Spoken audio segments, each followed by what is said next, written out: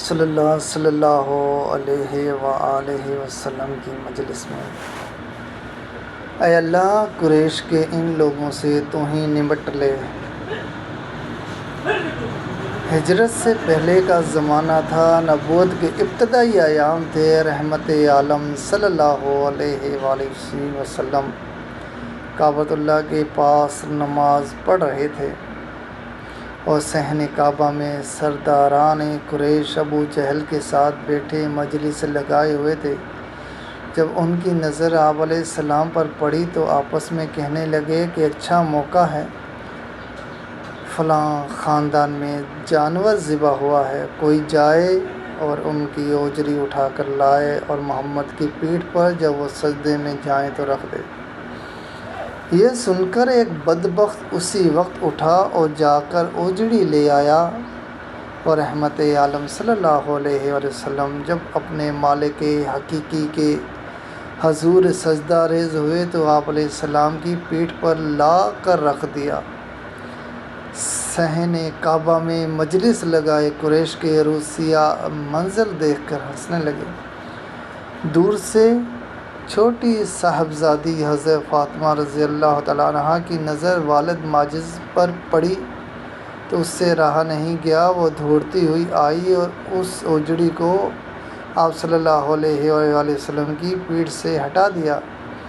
جب آپ صلی اللہ علیہ وآلہ وسلم نے سجدہ سے سر اٹھایا تو زبان مبارک سے صرف یہ جملہ نکلا،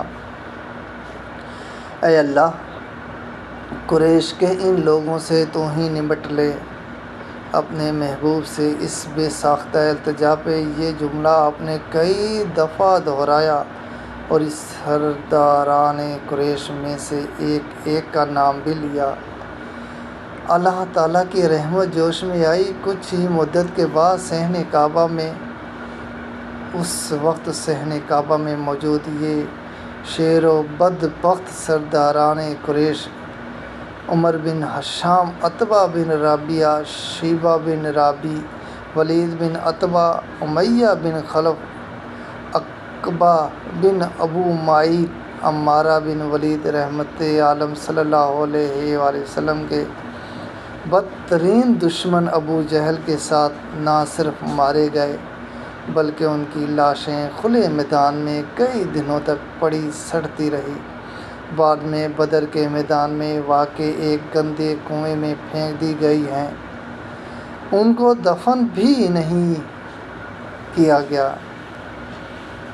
وہ لاشیں سخت گرمی اور دھوپ میں پڑے رہنے کی وجہ سے بدبودار ہو گئی تھی۔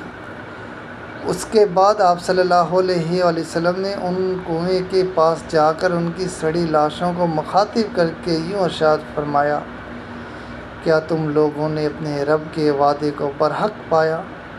آپ صلی اللہ علیہ وآلہ وسلم کی زبان مبارکہ سے یہ کلمات سن کر وہاں موجود صحابہ کرام نے اس پر آپ صلی اللہ علیہ وآلہ وسلم سے پوچھا، سرکار آپ اس وقت مردوں سے مخاطب ہیں، وہ کہاں سنتے ہیں؟ اس پر آپ صلی اللہ علیہ وآلہ وسلم نے اپنے ان جانثاروں سے فرمایا، وہ تم سے زیادہ سن رہے ہیں، فرق صرف یہ ہے کہ وہ جواب نہیں دے پا رہے۔ ابی بن خلف چونکہ بہت موٹا تھا اور رحمت عالم صلی اللہ علیہ وآلہ وسلم کو اذیت دینے میں سب سے پیش تھا، اس کی لاش کو کھینچتے ہوئے اس کے ٹکڑے ٹکڑے ہو گئے تھے، اس لیے وہ ایسے ہی کھلے میدان میں پڑی رہی۔ بدر کے اس گندے کنویں میں بھی سب کے ساتھ اس کو ڈالا نہ جا سکا۔ صحیح بخاری کتاب الوضو 240، صحیح البخاری کتاب الجنائز، صحیح البخاری کتاب الجزیہ الموادات، حدیث نمبر 3185۔